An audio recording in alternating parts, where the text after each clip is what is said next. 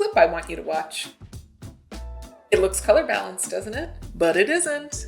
RGB Parade is the scope that would have told you that before you exported. And if you're new here, then welcome. My name is Adrienne and I make tutorials on video editing. And now let's take a look at color correction using RGB Parade.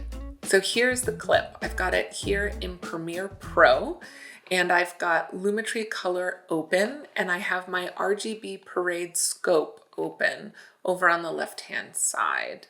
I haven't done any color work to this clip yet, and you can see that it has just far too much red in it. It's out of balance.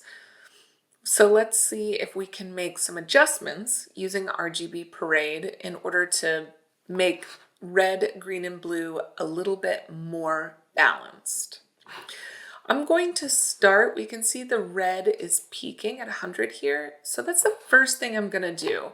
I wanna come over to the Lumetri Color panel and go under Curves and then RGB Curves. And I'm actually gonna open up the red. I'm gonna make a couple of dots on the line. Let me undo this one. I'm gonna make a couple of dots here on the line so that I can easily isolate my highlights, my midtones, and my shadows in the color red. And the first thing I'm going to do is just take that top bit of red down. Next, I want to bring blue up just a little bit. It is significantly lower, so I'm going to open up the blue here in RGB Curves. Again, I'm going to make my dots. And then I'm going to take this one and see what happens if I raise it a little. We're looking good. I'm going to bring up the midtones as well to kind of meet the green. That's looking good. The green is a little high, so I'm going to select the green line here, make my dots, and again, I'm just going to bring this top one down just a hair. And then I think I'm going to see if I can bring some of these red midtones down as well, just a little.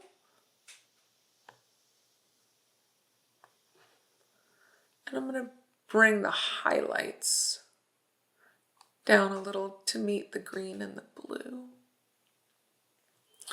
And now if we come look in the program monitor, you know, we never color correct to our eye, right? We always color correct to our scopes, but this is starting to look a little bit more balanced. We can see some of the blue in the water.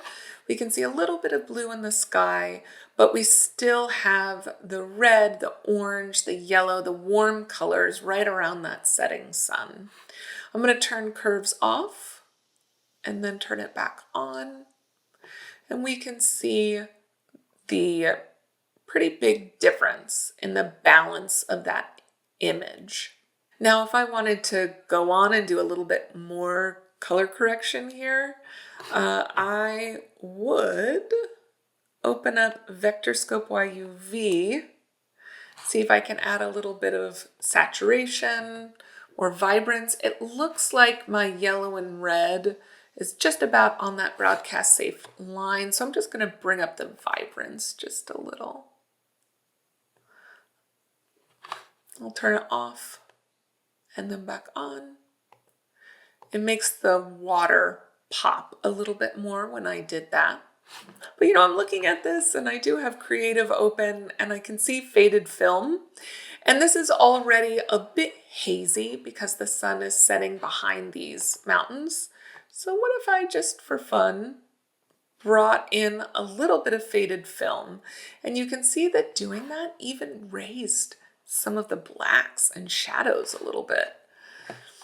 And so we added a little bit of the faded film look, which actually helped our dynamic range just a touch. Gave it a little bit more of a dreamlike effect.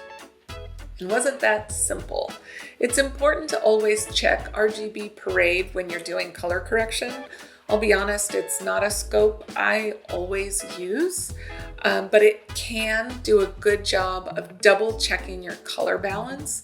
Even if you think to your eye it looks pretty good, it's always a good idea to check and make sure your monitor isn't lying to you. If you're interested in more information about color correction, I do have a free PDF. It's linked down in the description box below. If you thought this tutorial was helpful, please give it a thumbs up and subscribe if you'd like to see more. I'd love to see you back, and I'll see you in the next one.